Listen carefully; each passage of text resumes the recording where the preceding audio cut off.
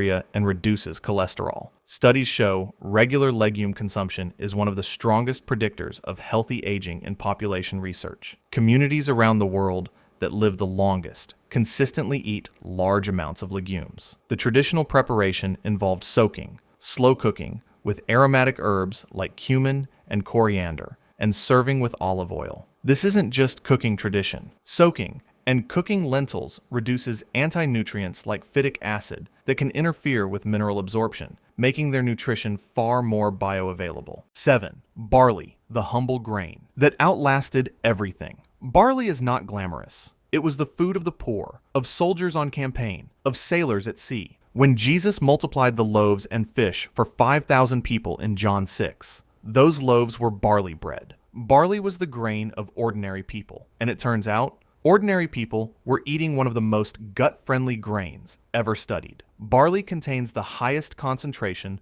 of beta-glucan of any grain, a type of soluble fiber that has been so convincingly proven to lower cholesterol and stabilize blood sugar that the FDA allows a health claim on food products containing it. Beta-glucan forms a gel in the gut that slows glucose absorption, reduces LDL cholesterol, feeds beneficial bacteria, and enhances immune function. Barley also has a lower glycemic index than wheat or rice, meaning it provides sustained energy without the crash. Studies show it outperforms oats, already considered a heart-healthy food, in its effects on post-meal blood sugar. For a grain that costs almost nothing and grows in nearly any climate, it's an extraordinary food. The traditional preparation was simple: whole barley cooked as a porridge or ground into flat bread. Pearled barley, with the outer hull removed, is more available today, but hulled barley retains more of its fiber and nutrition. Even pearled, it remains one of the best carbohydrate sources you can eat. 8. Ancient wheat, einkorn and emmer, not the wheat you think now. Here is an important distinction that changes everything. When the Bible talks about wheat, it is not talking about modern commodity wheat. It's talking about ancient varieties,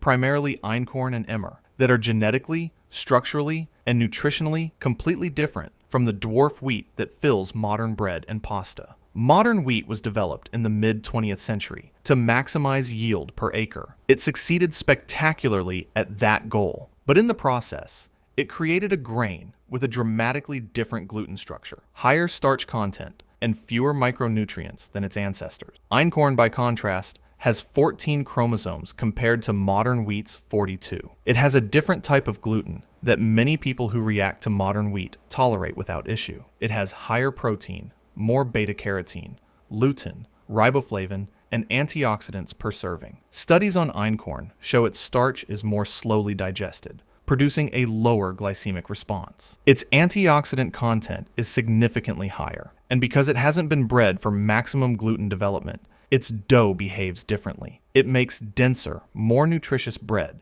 that was standard throughout the ancient world. The traditional preparation was slow-fermented sourdough, which further breaks down gluten proteins and phytic acid, making the grain easier to digest and its minerals more absorbable. Ancient bread was not a refined white loaf. It was dense, dark, and full of the whole grain. You can find einkorn flour today. It's not cheap, but for anyone who has struggled with modern wheat, it may be the wheat your digestive system was actually built for. The grain of the Bible wasn't what's making people sick. What's making people sick is what we turned it into. 9. Grapes, from vine to vitality. The vine is one of the most spiritually loaded plants in all of Scripture. I am the vine, you are the branches. Grapes appear at Noah's first act after the flood, at the Passover table, throughout the Song of Solomon, and in virtually every agricultural metaphor Jesus uses. This plant was central to life in the ancient world, and it turns out for very good reason. Fresh grapes, raisins, and grape juice all contain resveratrol, quercetin, and anthocyanin, polyphenols that have been heavily studied for their effects on cardiovascular health, inflammation, and even longevity. Resveratrol in particular activates sirtuins, proteins associated with cellular repair and extended lifespan, and has been one of the most exciting compounds in aging research for the past 2 decades. The skin and seeds of grapes contain the highest concentration of these compounds. Fresh whole grapes, eaten with skin,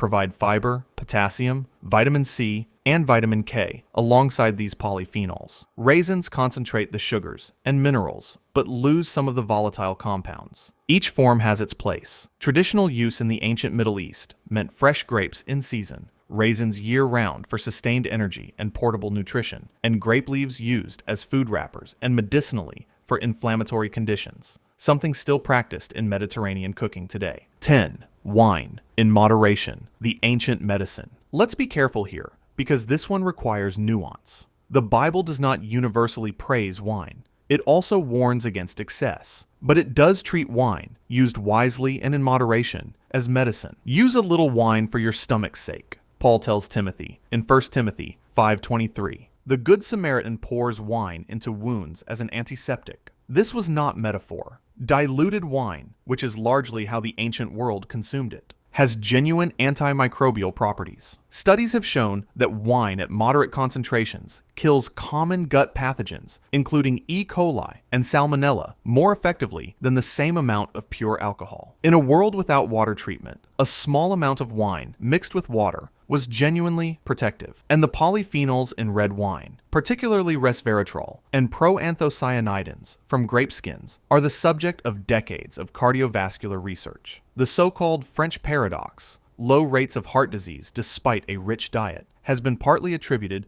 to red wine consumption. Earn more with high-yield cash from Robinhood Gold.